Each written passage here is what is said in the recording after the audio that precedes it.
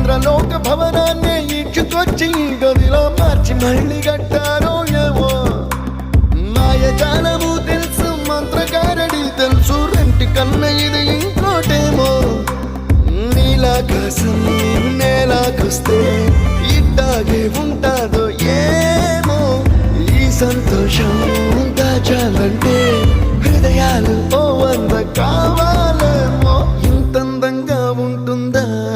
ఈ లోకం ఇన్నాళ్ళు ఈ మనసుకి తెలియాలేదే పాపం